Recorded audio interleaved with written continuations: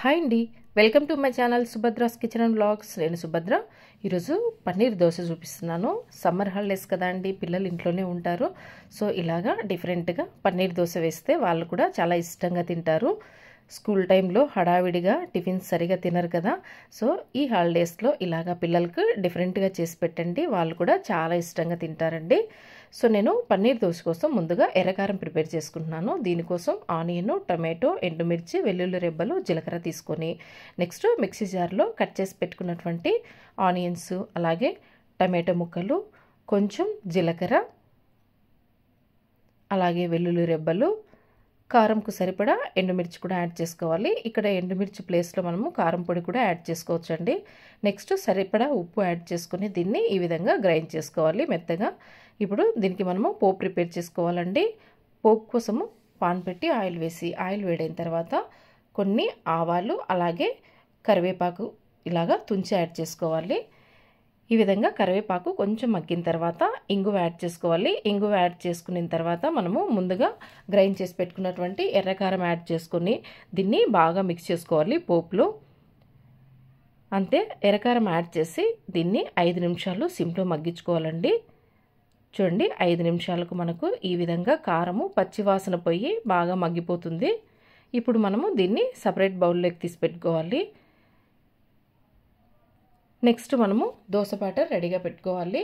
చూడండి, నేను ఇక్కడ దోశ బ్యాటరు, ఉప్పు, అలాగే వంట సోడా యాడ్ చేసుకొని దోశ కన్సిస్టెన్సీకి తెచ్చుకొని ముందుగానే పక్కన పెట్టుకున్నాను. నెక్స్ట్ దోశ పాన్ తీసుకొని ఈ విధంగా కొంచెం ఆయిల్ అప్లై చేసుకొని ఈ విధంగా రబ్ చేసుకోవాలండి పాన్ అంతా.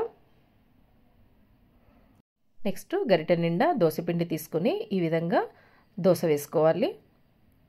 మనము దోశ వేసుకునేటప్పుడు స్టవ్ ఫ్లేమ్ సిమ్లోనే పెట్టుకోవాలి. ఇలాగా సిమ్లో పెట్టి వేసుకోవడం వల్ల మనకు దోశపిండి కూడా బాగా స్ప్రెడ్ అవుతుంది పాన్ పైన. దోశ వేసిన తర్వాత కొంచెం ఆయిల్, అలాగే దోశ పైన పచ్చిదనం పోయేంత వరకు ఉంచి, పచ్చిదనం పోయిన తర్వాత ఇందులో ఎర్రకారం అప్లై చేసుకోవాలి. ఎర్రకారము మొత్తం దోశ అంతా బాగా స్ప్రెడ్ చేసుకోవాలి.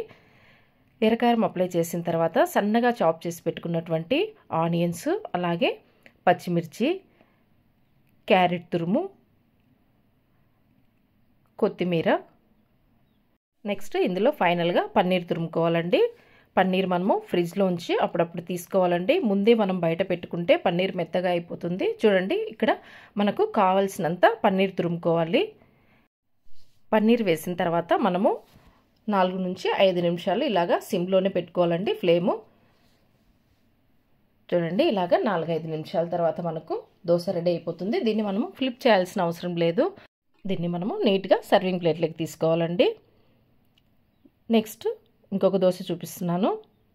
సేమ్ అండి, గరిటె నిండా దోశపిండి తీసుకుని ఈ విధంగా స్ప్రెడ్ చేసుకోవాలి. దోశ వేసుకునేటప్పుడు స్టవ్ ఫ్లేము సిమ్లోనే ఉంచాలి. నెక్స్ట్ కొంచెం ఆయిల్ అప్లై చేసి దోశ పైన పచ్చిదనం పోయేంత వరకు ఉంచి తర్వాత ఎర్రకారం అప్లై చేసుకోవాలి. ఎర్రకారం అప్లై చేసుకున్న తర్వాత నెక్స్ట్ ఆనియన్, పచ్చిమిర్చి, కొత్తిమీర, క్యారెట్ తురుము ఇవన్నీ వేసాక ఫైనల్గా మనము పన్నీర్ తురుముకోవాలి.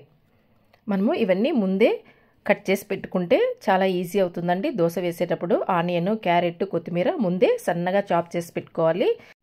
పన్నీర్ మాత్రం మనము అప్పటికప్పుడు దోశ పైన ఈ విధంగా స్ప్రెడ్ చేసుకోవాలి. పన్నీర్ యాడ్ చేసిన తర్వాత 4-5 నిమిషాలు ఈ విధంగా సిమ్లో ఉంచి మనం ఇంకా 4-5 నిమిషాల తర్వాత దీన్ని సర్వింగ్ ప్లేట్లోకి తీసుకొని ఎర్రకారము, అలాగే పల్లి చట్నీతో సర్వ్ చేసుకుంటే చాలా టేస్టీగా ఉంటుందండి. ఖచ్చితంగా మీరు కూడా ట్రై చేయండి, పిల్లలు చాలా ఇష్టంగా తింటారు. ఎంతో టేస్టీగా ఉండే పన్నీర్ దోశ రెడీ అండి. ఈ వీడియో మీకు నచ్చినట్లయితే please like, share and subscribe my channel. Thanks for watching.